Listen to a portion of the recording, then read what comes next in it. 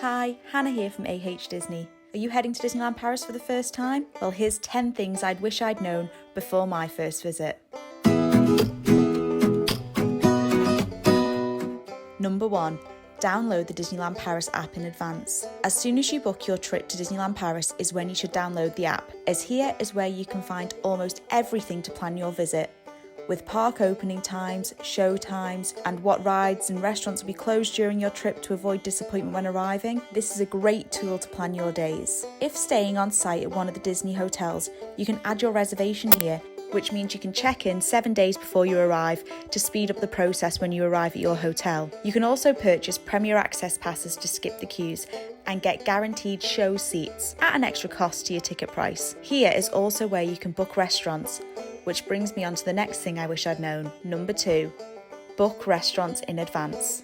If you want to eat at one of the many table service restaurants throughout the parks and hotels, I highly recommend booking these in advance. Booking opens 2 months in advance for all guests, but some restaurants can be booked up to a year in advance if you're staying at a Disney hotel. I know it can be hard to know in advance where you'll want to eat and when you'll want to eat, but bookings for some of the more popular restaurants like Chez Remy, Waltz, and especially the character meals at Auberge de Cendrillon and Plaza Gardens are really hard to try and get day of reservations when you turn up. It's not impossible, as we have done it before, but if you have your heart set on one restaurant, definitely get this booked in advance. Number 3, how many days will you need at the parks?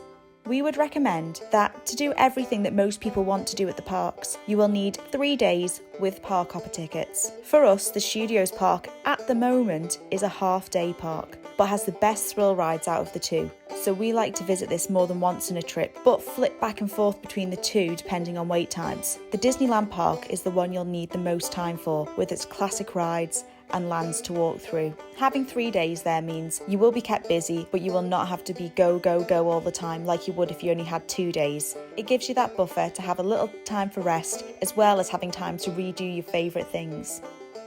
Number 4, the best way to get there. Our favourite way of getting to the parks is to fly into Charles de Gaulle Airport and then take the train to the entrance of the parks at Marne-la-Vallée Station, as this only takes 8 to 9 minutes. This works out better for us as well logistically where we live, so that means that our flight taking off to us being in the parks can be less than 2 hours if the timings go well.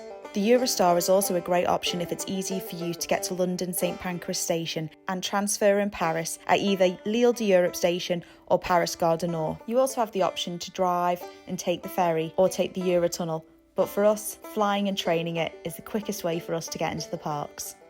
Number 5, you can bring your own food into the parks. If you're doing a trip on a budget, bringing your own food in is definitely one way to save money.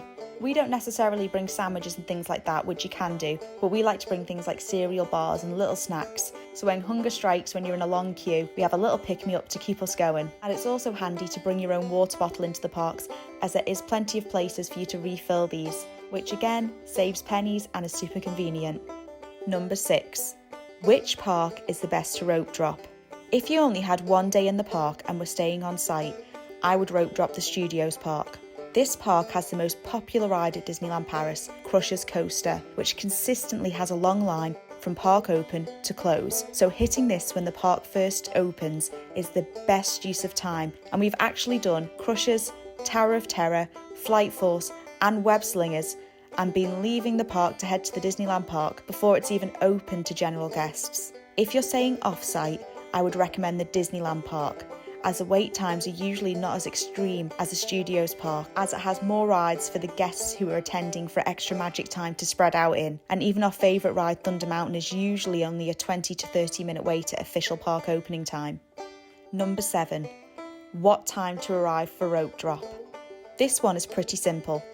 The earlier you arrive for rope drop, the closer to the front of the line you're going to be to get into the park. Me and Adam usually arrive 30 minutes before we can enter the park and are pretty much at the front of the line. They have separate lines for hotel guests with extra magic hours and regular guests. I know this may seem crazy, but if you arrive at the time the park opens, hundreds of people have got in before you, and it may still take you 20 minutes to scan into the park. We just like to think of this as another queue to get in for a ride. Number 8, the weather is unpredictable.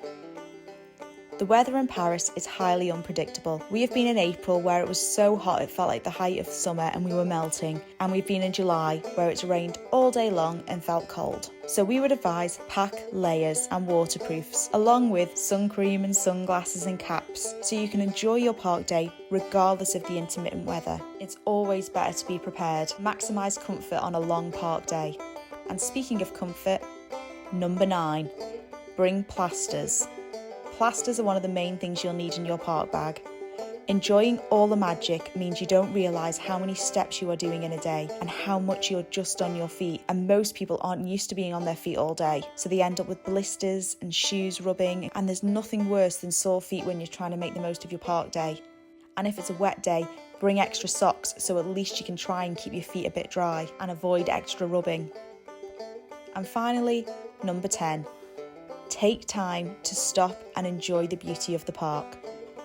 Taking time to absorb all the atmosphere of the parks is something that we actually have to consciously do each trip because we're normally so on the go. We often like to get a snack and sit in Central Plaza and just soak up the music and the sights. This gives us a well-earned rest, but also slows both Adam and I down as we go a million miles an hour in the park to get everything done, and it's really easy to miss the beauty and surroundings of the parks.